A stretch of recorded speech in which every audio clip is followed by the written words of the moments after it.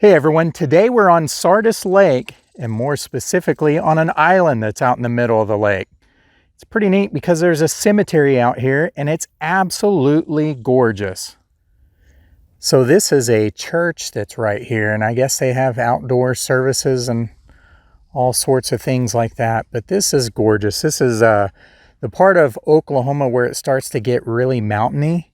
And it gets even more so when you get to the southeastern part of Oklahoma, but this is kind of the start of it, I guess you could say. And I'm from the more flat part of Oklahoma, so every time I see stuff like this, I'm always amazed.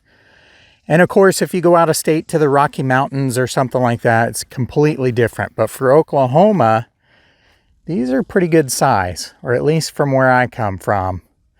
But I'm going to show you around the cemetery and a few graves that are interesting. I don't know if there's anyone that's notable per se, like if there's some sort of government official that's important or anything like that, but how can you beat the views that are out here? It's a pretty hot day out here. This is an active cemetery. It's pretty spread out, in fact. You can see it going all the way up over to that point. And then you can see some that are up over this way. They've got some benches in some various spots in case you get tired or you want to sit and just visit with family or loved ones. But it is pretty neat. Let's go over here and look at these. There's a crepe myrtle over here. And this one with the cross kind of catches my eye just because there's a lot of things there in remembrance. Kind of an old Western type nod to it. But what does that say? Keenan James? But then there's a horseshoe there and a little lasso up on top. Pretty neat. Back here is one with an old photo, 1933 to 2009. Kenneth Robert Lee Jones. So that was a name that we were seeing. Look at that. He's just kind of leaning on an old car there. Pretty interesting. I love the ones with photos on it. Like I said, there's just periodic benches throughout in case you get tired if you're walking around. Don't know if they had a different church here at one time and they've rebuilt it as this, but look at that old bell right there that would have probably come from an old church congregation. Huddleston, this one kind of stands out. Dennis and Billy. Dennis was a World War II veteran in the U.S. Army, June 12th, 1925 to February 25th, 2006. And they were married June 4th, 1946. Walk in between here, and there's a nice photo of that couple right there. Looks like there are several Huddlestons. Here's one right here. And another one right here. Would you look at this? Now, don't believe that they have passed either one of them, Don and Joy. But how can you not be impressed with this monument right here? It says 8 times national finals. Don Huddleston. Not sure who that is. But I can tell from here he's coming off of his horse and he's doing what you call bulldogging or steer wrestling. This actual photo there. That's pretty neat. A lot of little nods to horseshoes. There's another one right over there. And then of course a deer, and then they have a deer on the monument right there. Let's walk up over this way. Now, I do believe I could be walking over little markers and not even know it. I was just coming through here and noticed that there are flat-lying ones. And I was making my way over to this one, but there are rows of them here. So there really are quite a few people that are in this particular cemetery. That one is a little difficult to read, but it says 1875 to 1880. So this cemetery has been here for a while. Looks like 2 years old and 9 months. 1875 right there. These are unknowns. It says unknown through there, but they're markers there at least. Now you may hear sort of a noise in here, and I've had people from out of state or out of country sit and wonder, is that a rattlesnake that I'm hearing? That is not. That is what we call a locust here in Oklahoma. Many people probably call it a cicada. That's probably more the technical name, but you'll kind of hear them right there making that noise. To me, it's nice and relaxing. They come out in the summertime. They're up above ground just for a couple months, and then they breed and die. But they're underground, depending on the species, from 13 to 17 years. Thought this was neat. These horseshoes right here. It says Papa and Mom, Laura James, 1897 to 1989. And then this is Robert Lee James, Oklahoma Private, and the 2nd Company, 1st Development Battalion, World War I. 1891 to 1950 something there. There's another veteran right here. Michael Ray Richards, and 1963 to 1990. Like I said, how can you beat this view that's in this cemetery? Couple fences here in the cemetery. And you guys probably know me by now, but I love these fences that you can find in the cemetery. There's nothing of importance on these that I can tell, but you never know. Maybe someone knows something more about the cemetery than what I do. I am just a visitor here. Coverage has been very spotty out in this area, so I can't really research and tell who exactly is in this cemetery. When you look on Find a Grave, I was looking on it before I came out this way, and I couldn't see anybody that's listed as famous, but that doesn't always mean something, because sometimes family members will keep the control of the grave on Find a Grave so that they can control what is actually being said on there. Because if they are famous, someone can make up something that's not true or something that they don't want said. So it is very common to have the markers not marked as famous on Find a Grave, even if they actually are famous. So this is a pretty nice little fence around it. Somehow, at some point in time, the gate has fallen off or been stolen or something. I don't know. They do kind of wear out. This is Margaret Lucille, and it is the daughter of George and Mary Chancellor. And she was born November 4th, 1912, and died March 6th, 1913. Not very old, and there's a foot marker right here. I can tell that there's actually a border going around it as well. And that's a lamb up top, very common to see for children. But that's also a little stump there. And you can see where the top of it has been cut off, as well as the branches. And that has significance as well, meaning that it's a life cut short, especially when it's little like that. You can see larger kind of tree stump ones like that. They can have a double meaning. Most commonly, those are used for the woodmen of the world, but that's one that you will actually see for little ones. This is definitely some older ones through here, and there's handmade ones. I.N. Doyle, born April 1st, 1848, and died January in 1911. You can see some of them are not marked with anything. Lockhart, 1859 to 1921, or 1927. It says mother there. A lot of these are in pretty good shape, though. Like this is 1898 to 1918. Dora Garleton. But these have stood up really well. This was pretty interesting. I'm not sure what the significance of this bar is, or the hook that's there, unless it's just to hang flowers there, I guess. Florence Webb, daughter of Elmer and Josie Webb, October 3rd, 1926 to November 1st, 1934. I was kind of making my way over to this one because I'm not sure if that was someone important. I could see the little stand that's there. And there are pieces of wood here. And I'm not sure what they are here for.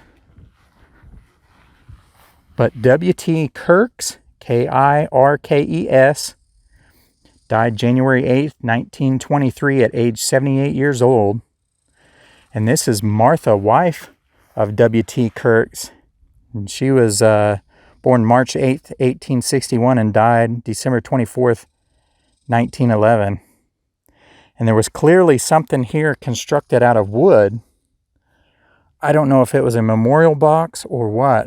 Kind of just gently see what this is.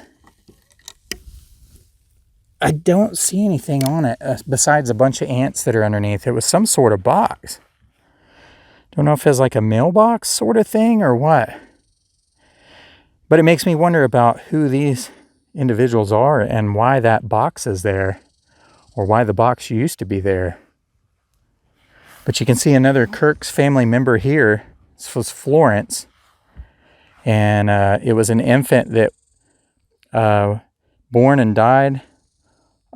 Florence was January 30th, 1911 to February 1st, 1911. And then there was an infant born and died on September 4th, 1909, and was the daughter of those two right there.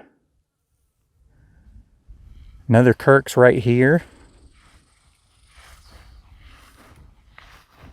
This is a pretty large, more Kirk's right through here.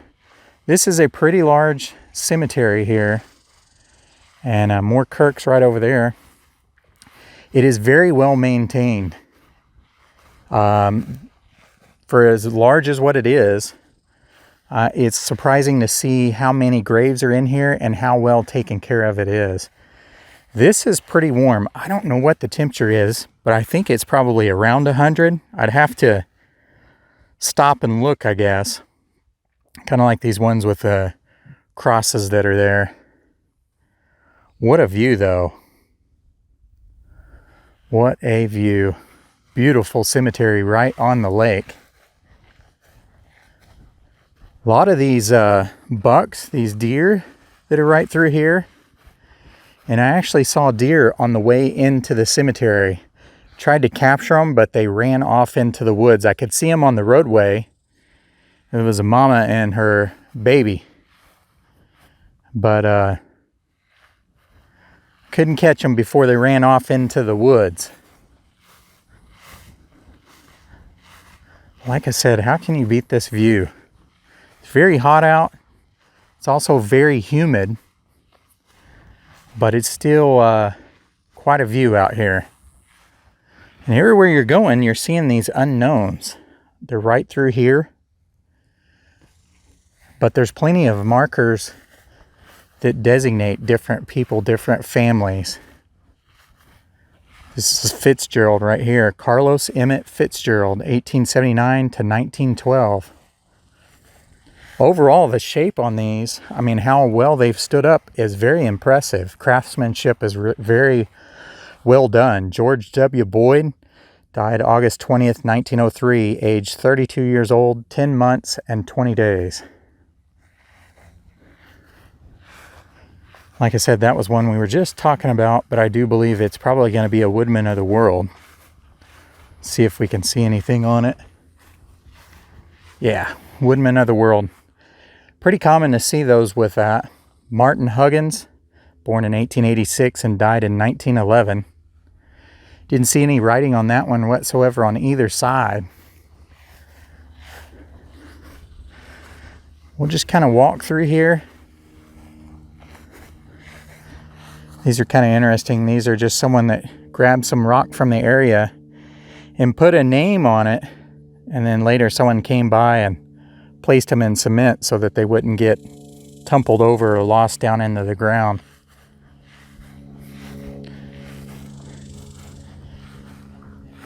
Looks like Egbert Martin right there is the name. No dates or anything. I think what's impressive on this is the fact that this is right on the lake, and you know, these things haven't sunk down in the ground. Either that, or if they have, they're very active in bringing them back up. So it's pretty impressive to see how well everything has been taken care of. Here's some more Huddlestons. So I've got a bug on my arm right here.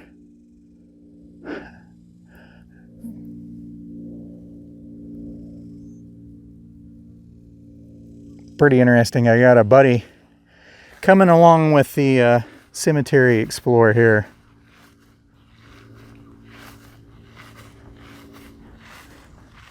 Here's a veteran right here.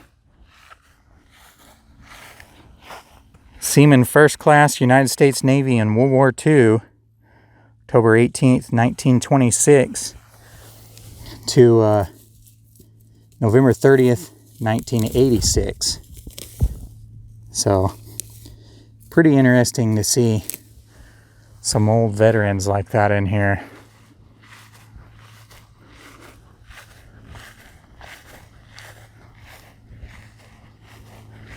Actually, quite a few World War II veterans so far. Ida Bell, born in 1879 and died March 4th, 1930. Several Bell family members here. Making my way over to this fence one right here. It has a lot of foliage in it. Here is Peter M. Anderson, Texas Private U.S. Army in World War II, November 24th, 1902 to March 1st, 1968. There's several family members here on this backside. We have a Baker and a Bohannon. And not sure if they're any relation to here or not. This is another child with that lamb on top, and you can see kind of this small box right through here. A lot of foliage in here. I'm sure at one time they planted a lot and it was well maintained. This is Bertha Bell, daughter of Charles and Margaret Baker, January 27th, 1913 to August 10th, 1914. Pretty neat though.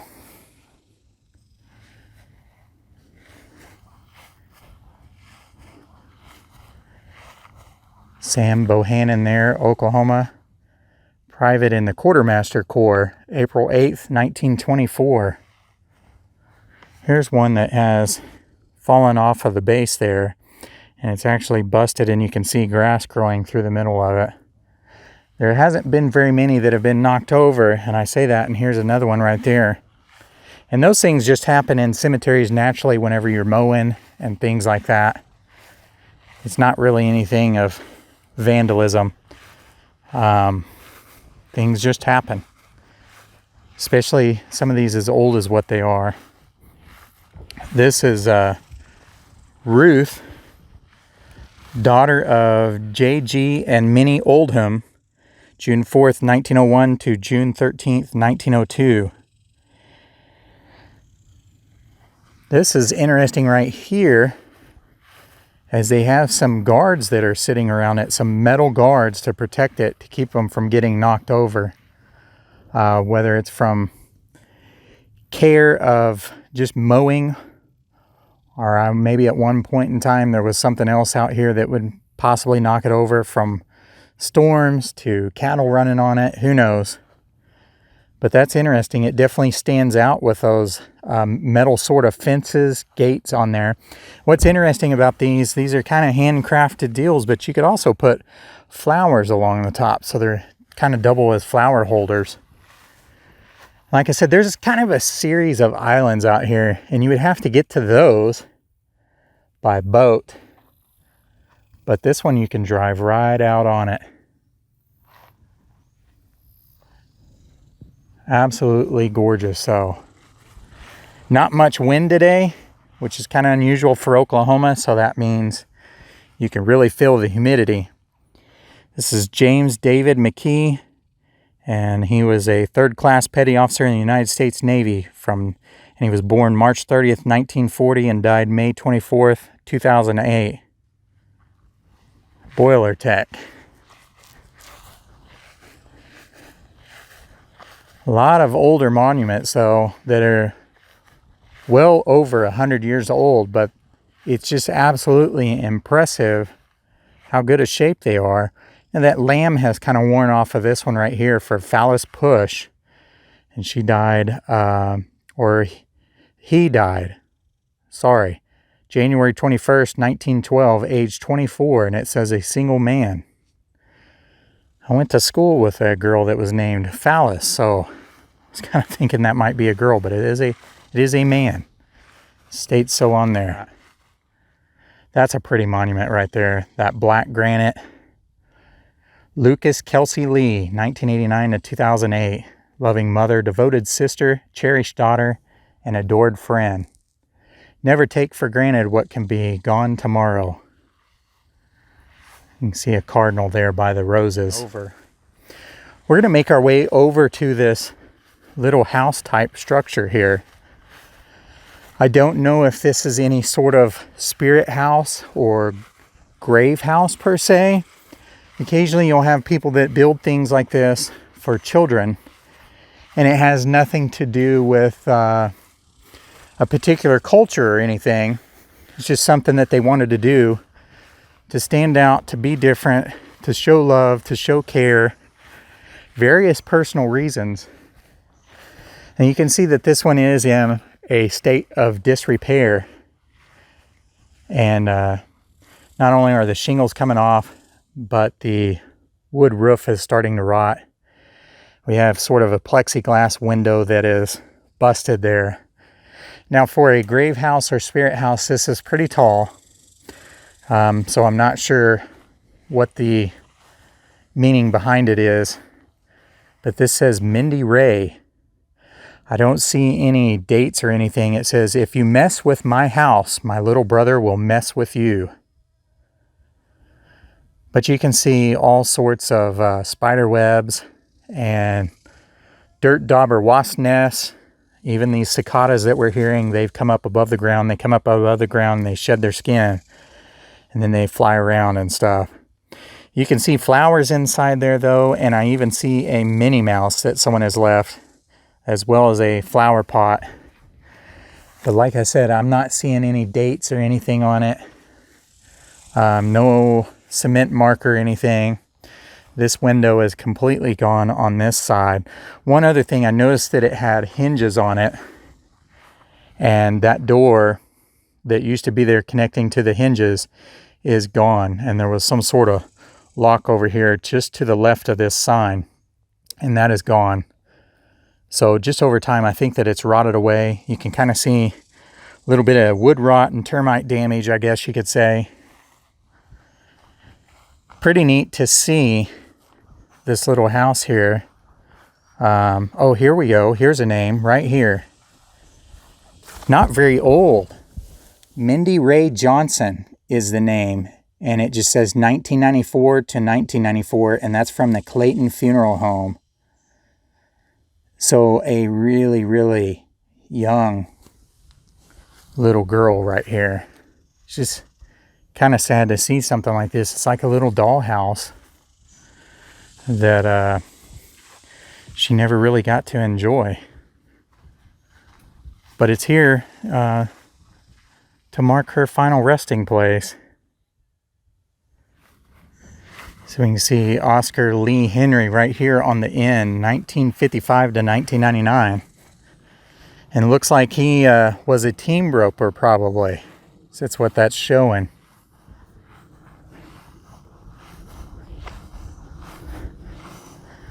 And over here, don't know if that's an actual depiction of him or not, but it's a cowboy tending to his horse. And the horse has all the gear on, the bridle, the saddle, getting ready to ride. Cowboy's best friend. Neat little cemetery right here. Actually, it's not little. It's pretty spread out. You can see over this way begins, goes over here, and then goes all the way out to that point. You can see quite a ways across the lake. It is a little bit hazy. Like I said, it's very humid out, so that's part of what it is. It's a series of veterans right here. World War II veteran. This is Mark Houston Wade. And January 25th, 1914 to October 26, 1986. It's a Tech 5 in the U.S. Army, it says. Gardy R. Wade, Oklahoma Private Medical Department, World War I, February 19th, 1892 to May 31st, 1969. And another Wade right here. Looks like a gunner's mate, second class in the United States Navy. And he's from Oklahoma, of course. Alcee Arnon Wade. And looks like June 10th, 1932 to November 5th, 1955. So it's certainly a tradition for the Wade family to serve in the military, as a marker on this side. Several Wades right through here, and Wades right here actually as well.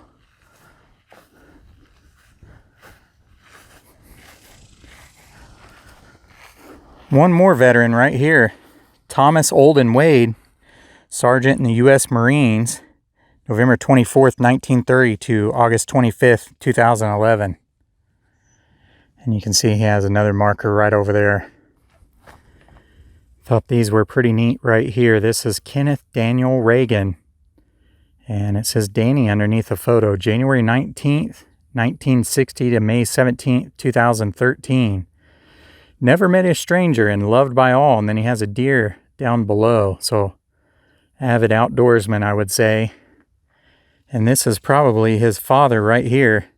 Kenneth Reagan, October 7th, 1934 to September 18th, 2012.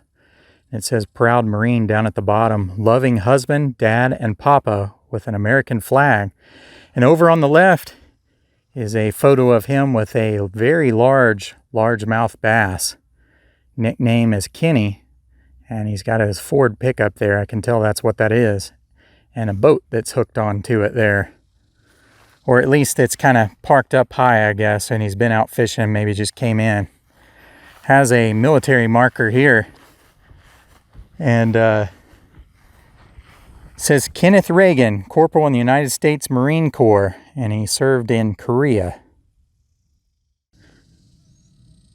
I'm going to give you guys one last panoramic view of where we're at on this island in the middle of Sardis Lake in Oklahoma. This is the kind of southeastern part of Oklahoma is how I would define this. Absolutely beautiful. Some mountains may not be huge mountains, but I'm from the flat part of Oklahoma. So this part of Oklahoma, these are big mountains for me. All those mountains surrounded this lake, and then this cemetery right out in the middle of this island with nothing else on the island but a church.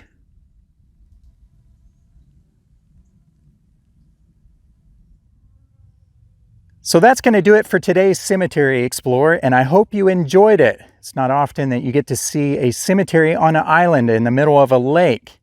If you do know of any of those in Oklahoma, please leave a comment below, or anywhere else for that matter. It might be something I want to visit someday.